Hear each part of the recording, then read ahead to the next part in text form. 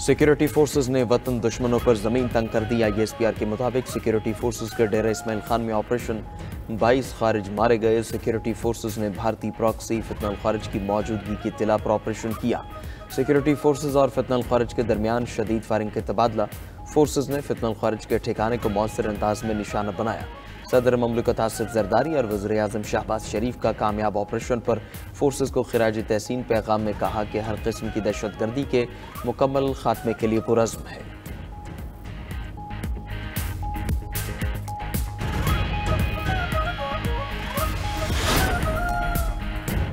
अफगानिस्तान खित्ते का अमन सुकून गारत करने पर तुल गया। अफगानिस्तान का ताजिकिस्तान के सरहदी इलाके पर हमला, 3 चीनी बाशिंदे हलाक हो गए। ताजिक हुकाम के मुताबिक अफगानिस्तान से होने वाले हमले में चीनी कंपनी के कैंप को निशाना बनाया गया। तीनों चीनी अफराद ड्रोन हमले और फायरिंग में हलाक हो गए। हमले के बाद ताजिकिस्तान और अफगानिस्तान के दरमियान सरहद पर हालात कशीदा है। अफगान तालिबान रजीम के तमाम वादों के बावजूद अफगानिस्तान से पड़ोसी ममालिक पर दहशत गर्दाना हमले जारी हैं। ताजिक हुकूमत का अफगानिस्तान से सरहद पार कार्रवाई पर शदीद तशवीश का इजहार। अफगान हुकाम से सरहदी सलामती के लिए फौरी और मौसर इक़दाम का मुतालबा।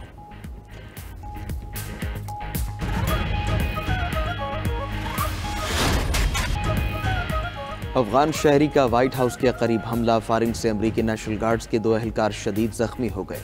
सिक्योरिटी फोर्सेज ने मौके से हमलावर को गिरफ्तार कर लिया। अफगान हमलावर की रहमानुल्लाह के नाम से शनाख्त हुई। अमरीकी वज़ीर दिफा पीट हेक्सेथ ने कहा कि सिक्योरिटी एहलकारों पर हमला नाकाबिले बर्दाश्त है। डायरेक्टर FBI काश पटेल ने कहा हमलावर अफगान शहरी अमरीकी फ़ौज के लिए खिदमत अंजाम दे चुका है। मुलज़िम के घर में रहने वाले तमाम अफराद से तफ्तीश कर ली। अमरीकी अटॉर्नी जनरल ने कहा कि फायरिंग से जख्मी होने वाले नेशनल गार्ड्स की हालत नाजुक है। 29 साला अफगान शख्स वाशिंगटन में ख़ानदान के साथ रहता था। फायरिंग करने वाला अफगानी भी अस्पताल में ज़ेर इलाज है। अफगानी पर कातलाना हमले के 3 इल्ज़ामात हैं। उधर अमरीका ने अफगान शहरियों की इमिग्रेशन दरखास्तों की प्रोसेसिंग गैर मुय्यना मुद्दत के लिए मुअत्तल कर दी।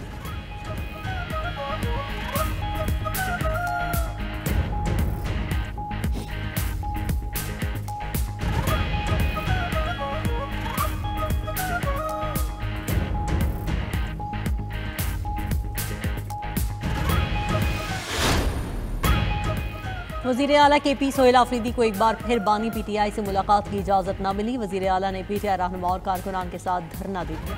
सोहेल आफरीदी ने कहा कि बानी PTI की तबीयत नासाजी की खबरें गर्दिश कर रही हैं। इस बारे खबरों या अफवाहों पर तशवीश बढ़ रही है। मुलाकात न कराने पर हम आखिरी रास्ते पर गौर कर रहे हैं। IMF ने मौजूदा हुकूमत के खिलाफ चार्जशीट पेश कर दी। हुकूमत ने 5300 अरब रुपए खा लिए और डकार भी नहीं मारी। अलकादिर ट्रस्ट पर बोलने वाले 5300 अरब की करप्शन पर खामोश हैं।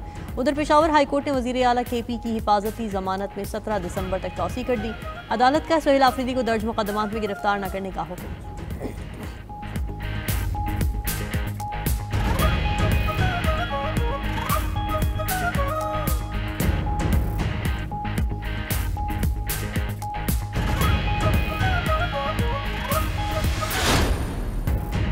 वज़राए आला को दंगे फसाद के लिए वक्त कहाँ से मिलता है। जलाओ घिराओ और जलसे करने वालों ने अल्लाह को जवाब नहीं देना। वज़ीर आला पंजाब मरीम नवाज का नाम लिए बगैर सियासी मुखालफिन पर तंज। लाहौर में तकरीब से खिताब में कहा कि हुकूमती अहदेदारों की तवज्जो ज़िंदगियाँ बदल सकती है। वज़ीर आला के अहदे से बड़ी जिम्मेदारी कोई नहीं। रियासत को अपने शहरियों की हर ज़रूरत की फ़िक्र है। वज़ीर आला पंजाब ने लाहौर में Maryam Nawaz centre of excellence for special education students का इफ्तिताह कर दिया। वज़ीर आला का Maryam Nawaz centre of excellence for special education students का तफसीली दौरा। वज़ीर आला का बच्चों से इज़हार शफ़क़त, दूध के डिब्बे और बिस्किट दिए।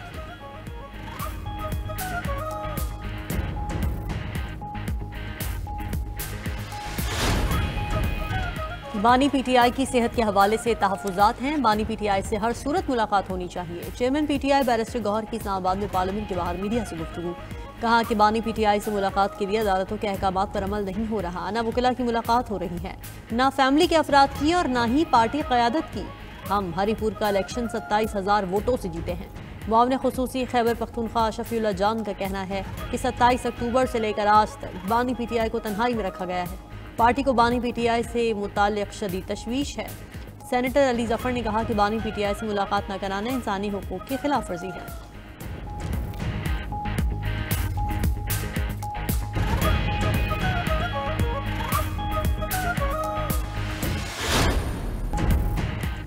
हरीपुर में वोट को बेतौकीर किया गया, अवाम से उनका वोट का हक छीना गया। पीटीआई रहनुमा असद कैसर की इस्लामाबाद में न्यूज़ कॉन्फ्रेंस, कहा कि अवाम से अपना नुमाइंदा मुंतखब करने का हक छीन लिया गया। बात तहरीक इंसाफ से ऊपर जमहूरियत तक चली गई।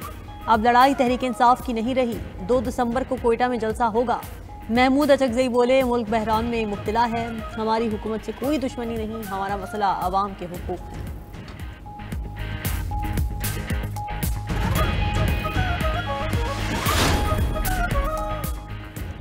Chairman joint chiefs of staff committee general Sahir Shamshad अपने हुदे से सुबुकदोश हो गए। 27वीं आईनी तरमीम के तहत उनकी सुबुकदोशी के साथ ही chairman joint chiefs of staff committee का ओहदा भी खत्म हो गया। आर्मी चीफ अब चीफ ऑफ डिफेंस फोर्सेस भी होंगे। जनरल साहिर शमशाद 3 साल ओहदे पर रहने के बाद ओहदे से सुबुकदोश हुए। उन्होंने पाक फौज में 40 साल शानदार अस्करी खिदमत अंजाम दी। यूएई पाकिस्तानियों को वीज़े नहीं दे रहा, सिर्फ ब्लू और डिप्लोमेटिक पासपोर्ट वालों को वीज़े मिल रहे हैं।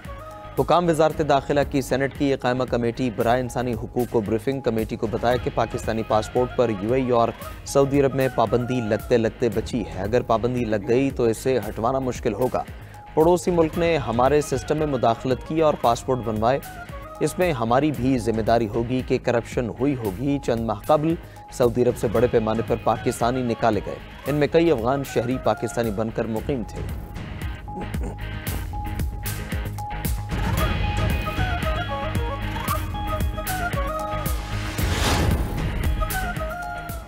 5 नौमुंतखब अरकान कौमी असम्बली ने हल्फ उठा लिया। स्पीकर कौमी असम्बली एजाज सादिक ने नौमुंतखब अरकान से हल्फ लिया। हल्फ उठाने के बाद अरकान ने रूल ऑफ मेंबर्स पर दस्तखत कर दिए। उधर इलेक्शन कमीशन ने कामयाब उम्मीदवारों का नोटिफिकेशन भी जारी कर दिया। इलेक्शन कमीशन ने ज़ाब्ता अखलाक की खिलाफ वर्जी केस में तलाल चौधरी के भाई बिलाल बदर का नोटिफिकेशन रोक लिया। पंजाब असम्बली की 7 नशिस्तों पर उम्मीदवारों की कामयाबी के नोटिफिकेशन भी जारी।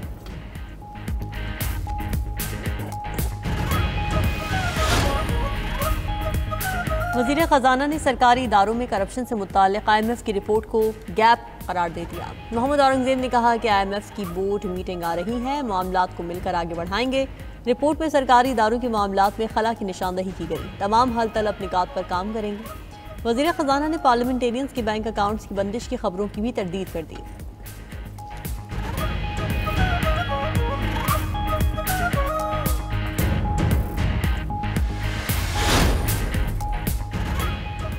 पंजाब में पेट्रोल मोटरसाइकिल रिक्शे की प्रोडक्शन पर पाबंदी लगाने का फैसला। सरकारी इदारों के लिए सिर्फ इलेक्ट्रिक हाइब्रिड गाड़ियां और मोटरसाइकिल ही खरीदी जाएंगी। घरों में पानी से गाड़ियां धोने पर मुकम्मल पाबंदी होगी। वज़ीर आला पंजाब मरीम नवाज की ज़ेर सदारत इजलास में फैसला। दीगर ममालिक की तरह पंजाब में भी रंगदार कूड़ेदान लगाए जाएंगे। प्लास्टिक और जहरीला धुआं पैदा करने वाली अशिया जलाने पर सख्त सजा दी जाएगी।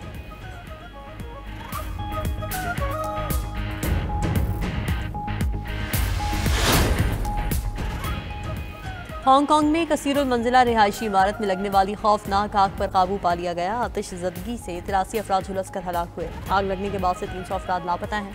आतिश ज़दगी के वक्त इमारत में 4600 अफराद रिहाइश पजीर थे। हलाक होने वाले अफराद में 4 फायर फाइटर्स भी शामिल। इब्तिदाई तहकीकात के मुताबिक आग मुमकिन तौर पर इमारत के बाहर बांस की छत से लगी। चीनी हुकाम ने खौफनाक वाक़े की तहकीकात शुरू कर दी। इमारत की मरम्मत की जिम्मेदार कंपनी के दफ्तर पर छापा, रिकॉर्ड कब्जे में ले लिया।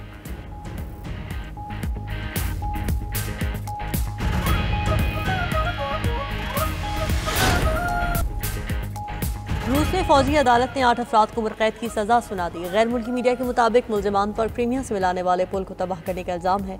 यूक्रेन की इंटेलिजेंस एजेंसी SBU ने हमले की जिम्मेदारी कबूल की थी। अक्टूबर 2022 में होने वाले धमाके में 19 किलोमीटर तवील पुल का एक हिस्सा तबाह हो गया था।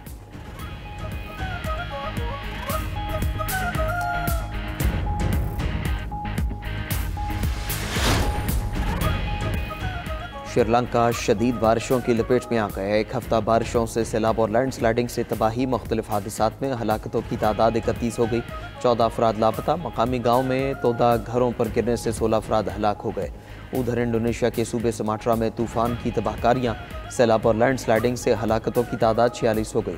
थाईलैंड में भी मुसलसल 1 हफ्ते की बारिश से सैलाबी सूरत हाल।